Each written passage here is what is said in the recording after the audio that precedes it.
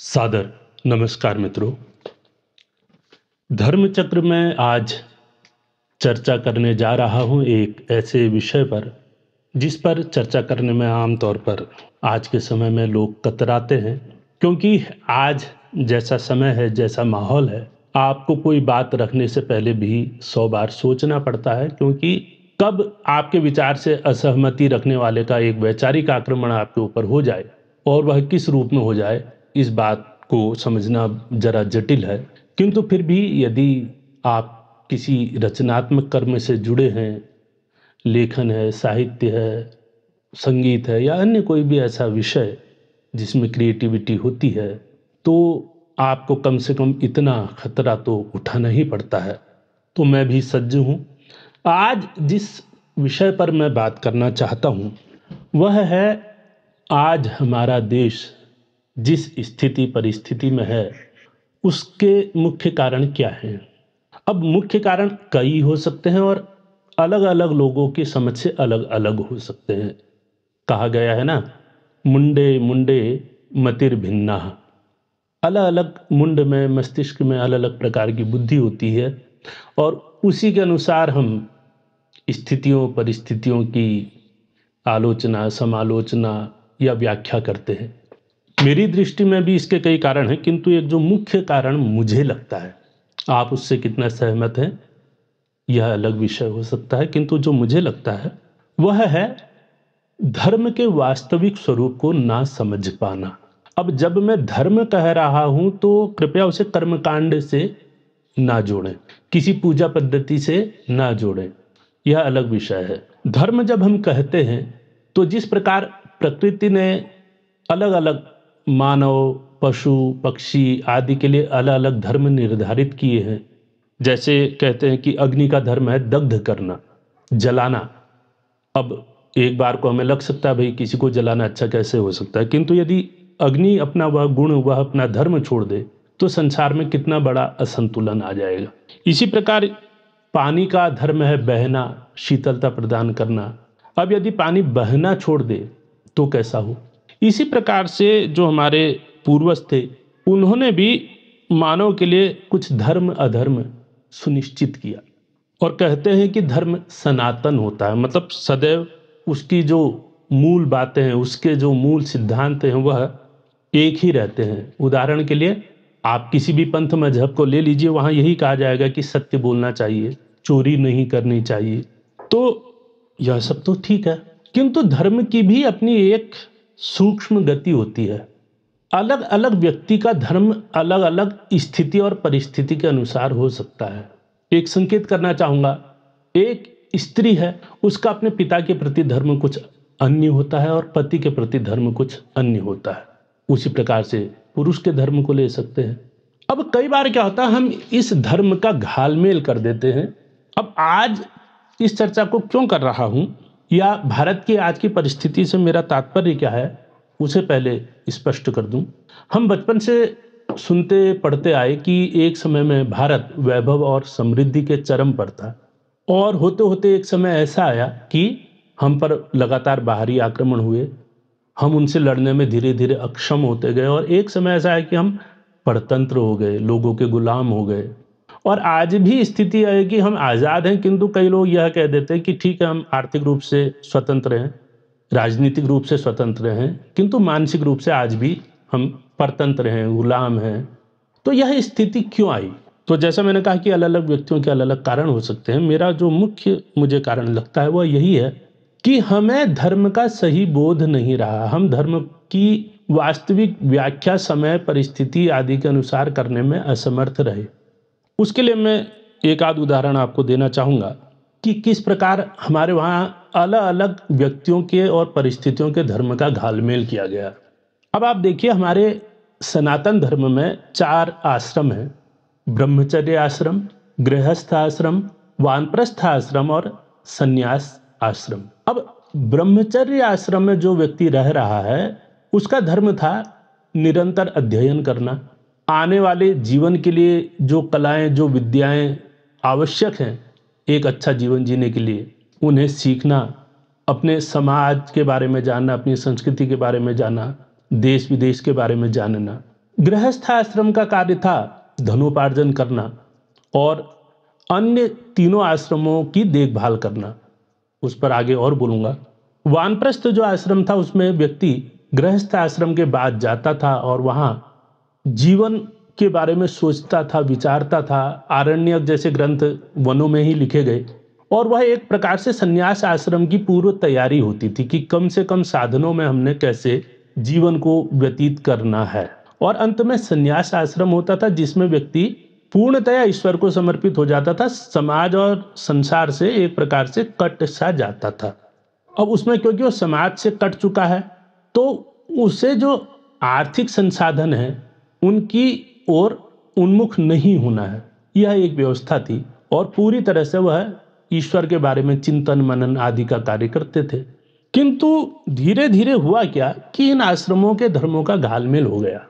उदाहरण के लिए आज भी आप देखेंगे, आप कहीं जाइए किसी प्रवचनकर्ता के पास, कथावाचक के पास, किसी और तो और किसी सन्यासी के पास भी जाइए, वह आपसे क्या कहेगा, देखिए धन संपत्ति मोह माया है और आप इसके पीछे मत भागिए। वह आपको दान के लाभ बताएगा, वह आपको संसार से विरक्त होने के फायदे बताएगा। यहाँ पर मैं स्पष्ट कर दूं, मैं किसी भी प्रवचन या कथा को समाज के लिए बहुत उपयोगी मानता हूँ, किंतु किन स्थितियों परिस्थितियों में और उनका उपदेश क्या होना चाहिए उस पर थोड़ा मेरा मतभेद है। धन संपत्ति माया मोह है, इससे दूर रहो, यह जो प्रवचन था यह एक सन्यासी और वानप्रस्थ के लिए तो उचित हो सकता था क्योंकि वे अपने कर्तव्यों को पूरा कर चुके हैं। किंतु एक गृहस्थ व्यक्ति जिसे अभी अपना परिवार भी पालना है, उसे समाज में भी योगदान देना है, राष्ट्र के लिए योगदान देना है, बाकी के अन्य तीनों आश्रमों की उसने भरण पोषण की व्यवस्था करनी है। जब आपने उसे यह सिखा दिया कि भाई धन के पीछे नहीं भागना है तो समृद्धि तो देश से स्वतः ही समाप्त होती चली जाएगी ना, क्योंकि उसके बाद वह कर्म भी धीरे धीरे करना छोड़ता रहेगा। मैं क्योंकि स्वयं अपनी किशोरावस्था में साधु सन्यासियों के साथ बहुत रहा हूं, तो वहां मैंने ऐसे भी कई लोग देखे जिन्हें कुछ करना नहीं होता था तो उन्हें यह लगता था कि चलो यहाँ जाके 2 रोटी तो मिल ही जाएगी।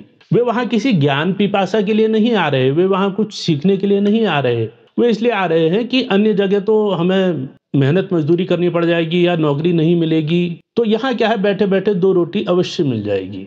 मैं यहाँ पर किसी का अपमान नहीं कर रहा हूँ, मैंने जो अपने जीवन का अनुभव लिया है मैं उसे व्यक्त कर रहा हूँ। तो जब आपने गृहस्थ को यह प्रवचन देने शुरू कर दिया और गृहस्थों ने धीरे धीरे उनके अंदर अकर्मण्यता आने लगी तो देश आर्थिक रूप से तो पीछे ही जाएगा।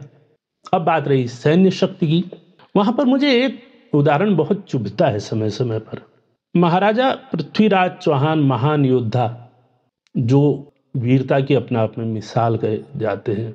मैं 2 व्यक्तियों से बचपन से बहुत प्रभावित रहा, महाराजा पृथ्वीराज चौहान और महाराणा प्रताप। किंतु जब बचपन से हम सुनते रहे कि भाई मोहम्मद गौरी 16 बार उनसे हारा, बार बार मोहम्मद गौरी ने आक्रमण किए और 17वीं बार वह किसी प्रकार से जीत गया, तो मेरे मन में बचपन में भी यह प्रश्न आता था कि भाई 16 बार जो व्यक्ति आपके ऊपर आक्रमण करने आ रहा है आपने उसे छोड़ा क्यों। अब इतिहासकारों का अलग उत्तर हो सकता है, किंतु जो जनश्रुति में हमने सुना वह यही सुना कि भाई मोहम्मद गौरी हारकर भागता था और हमारी तो परंपरा थी भागते हुए शत्रु पर आक्रमण नहीं किया जाता, जो पीठ दिखाकर भाग जाए, तो छोड़ दिया। अब यहीं पर बात आती है कि ये राजा का धर्म क्या था। यदि आपका उससे कोई व्यक्तिगत युद्ध है तो आप चाहे उसे छोड़ें चाहे मारें, या आप पर निर्भर है, किंतु उसके आक्रमणों को तो आपकी प्रजा झेल रही है, आपके सैनिक झेल रहे हैं, आपकी अर्थव्यवस्था उसे झेल रही है। क्या कोई उस वक्त यह समझाने वाला नहीं था कि भाई राजा का यह धर्म नहीं है, क्षमा करने का धर्म तो ये ब्राह्मण का है या सन्यासी का है। राजा का धर्म तो युद्ध करना है और दुष्ट व्यक्ति को दंडित करना है। यदि वह बार बार दुष्टता दिखा रहा है तो आपको इसे तुरंत दंडित करना चाहिए। और 17वीं बार जब हार गए तब मोहम्मद गौरी ने क्या किया, उसने छोड़ा क्या। इसी प्रकार से जो एक समय में महात्मा बुद्ध के उपदेशों का बहुत प्रचार प्रसार रहा, अब लोग कह सकते हैं कि आज के समय लोग कह देते ना बुद्ध धर्म अलग से, हम तो बुद्ध को पराया नहीं मानते, हम तो अपने भगवान विष्णु के ही 9वें अवतार उन्हें मानते हैं और मैं मानता हूं बुद्ध पूरे विश्व के हैं, किंतु उन्होंने जो उपदेश दिए वह किस काल परिस्थिति में किसके लिए थे। वह उपदेश एक भिक्षुक के लिए अच्छे हो सकते हैं, किंतु क्या वह एक सम्राट के लिए उचित हो सकते हैं? अहिंसा, फिर अहिंसा को भी परिभाषित करना पड़ेगा ना कि किस समय। यह कुछ उसी प्रकार का हो गया जैसे पितामह भीष्म को, गुरु द्रोणाचार्य को, कृपाचार्य को, सबको यह लग रहा था हम तो अपने धर्म का निर्वहन कर रहे हैं, हम तो अपने धर्म पर अडिग हैं, किंतु परोक्ष रूप से तो वे धर्म का ही नुकसान कर रहे थे। जहां तक मैंने सन्यास की बात कही, सन्यास के भी कुछ नियम थे। जितना मैंने आचार्यों के साथ रहकर जाना है, सन्यास लेने से पूर्व व्यक्ति को अपने सभी ऋणों से मुक्त हो जाना चाहिए, चाहे देव ऋण है, पितृ ऋण है या ऋषि ऋण है। उसे अपने माता पिता की तरफ जो उसके दायित्व है वह उनको पूरा कर चुका हो, अपने बच्चों का विवाह कर चुका हो, उनके भरण पोषण की व्यवस्था कर चुका हो और पत्नी के भी भरण पोषण की व्यवस्था कर चुका हो, उस पर कोई कर्ज ना हो, उसके बाद वह सन्यास आश्रम की ओर जाए। किंतु आज भी मैं देखता हूं कई संगठन ऐसे हैं, एक युवा है 21, 22, 23 साल का और उसे सन्यास की दीक्षा दे दी। आपने समाज और देश दोनों की हानि की, क्योंकि पहले तो वह नियम के अनुसार है ही नहीं, अभी उसके ऋण ही पूरे नहीं हुए, अभी उसने अपने दायित्व ही पूरे नहीं किए। दूसरा, प्रकृति भी कोई चीज होती है। आपने सन्यासी बना दिया उसे, आपने संयम का उपदेश दे दिया, किंतु प्रकृति प्रदत्त उसका शरीर क्या मांग रहा है? क्या उसका शरीर इस बात के लिए तैयार है कि वह जीवन भर ब्रह्मचर्य का पालन कर सके? क्या कोई इस प्रकार की जांच हुई? आपने दिला दिया। अब वो व्यक्ति पशुपेश में है कि अपने संयम को निभाए या जो प्रकृति उसके शरीर को उद्वेलित कर रही है उन इच्छाओं को निभाए। और उसके बाद होता क्या है, यह हम समय समय पर देखते हैं, मीडिया में आता है। तो इसीलिए मैं कहता हूं कि यह जो धर्मों का घालमेल है, ब्राह्मण का धर्म राजा को बता दिया, राजा का धर्म कोई और कर रहा है, तो उससे समाज में एक अव्यवस्था उत्पन्न होती है। और मुझे यह एक प्रमुख कारण लगता है जो भारत अपने उद्देश्यों से भटका।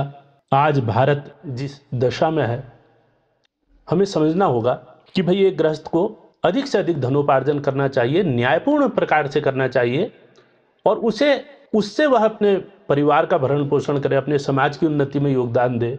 एक सन्यासी को ठीक है, उसे अपने आत्मोत्थान के लिए कार्य करना चाहिए। एक ब्रह्मचारी है, उसे अधिक से अधिक अध्ययन करना चाहिए। उसी प्रकार वानप्रस्थ व्यक्ति हैं। अब यद्यपि आज के समय में तो यह जो आश्रम व्यवस्था इतनी ज्यादा रह नहीं गई, किंतु कम से कम एक समाज के नागरिक के रूप में हमें यह समझना चाहिए कि हमारी किस गतिविधि से समाज को कितना लाभ अथवा हानि होने जा रही है। यदि अज्ञानवश मैंने कोई त्रुटि कर दी हो, कोई ऐसी बात कह दी हो जो तथ्यों से अलग हो, तो आप सभी से क्षमा चाहूंगा। सादर नमस्कार।